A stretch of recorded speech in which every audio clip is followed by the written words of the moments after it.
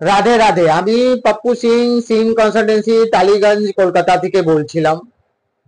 প্রিয় বন্ধুগণ, আমাদের কাছে প্রচুর ক্লায়েন্ট গুলো আসেন, ফোন করেন। তাদের একটাই কোশ্চেন কি স্যার, আগার আমরা সেটেলমেন্টটা করে নেব তো আমরা পরে লোন পাবো কিনা। তো বন্ধুগণ, আপনার দিকে অনুরোধ আছে কি সবসময় আপনি প্রেজেন্ট কন্ডিশন উপরে আপনি ফোকাসটা করবেন। আজকে আপনার সমস্যাটা আছে, আজকে আপনি ট্র্যাপ মধ্যে ফেসে আছেন, আজকে আপনার বাড়িতে প্রবলেমস হচ্ছে, তো আজকে এই জন্য আপনি কালকে আমি লোন পাবো কি পাবো না তার চিন্তা করে আজকে সময়টা আপনি কেন নষ্ট করছেন।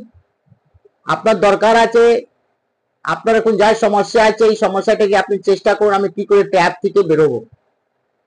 আগার আপনি ট্র্যাপ থেকে বেরিয়ে যাচ্ছেন, আপনার ম্যাটার শট আউট হয়ে যাচ্ছে, সলভ হয়ে যাচ্ছে, তো নিশ্চয় আপনার সময়টা ভালো থাকবে।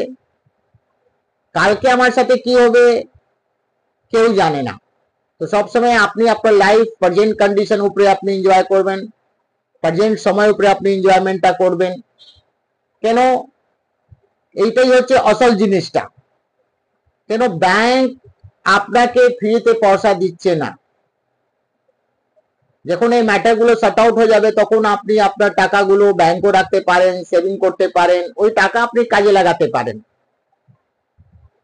তো সবসময় এটা মনে রাখবেন যে আপনার যে আজকে সমস্যাটা আছে এই সমস্যাটাকে আপনি কি করে শট আউট করবেন, এর উপরে আপনি সবসময় প্রথম ফোকাসটা করবেন।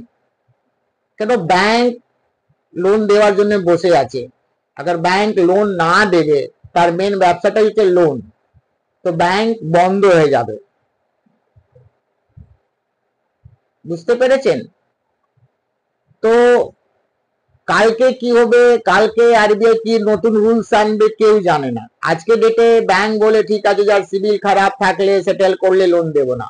এটা কোনো জরুরি না কি 4 বছর পরে, 2 বছর পরে, 5 বছর পরে, 6 মাস পরে আবার কি নতুন রুলস রেগুলেশনটা আসবে।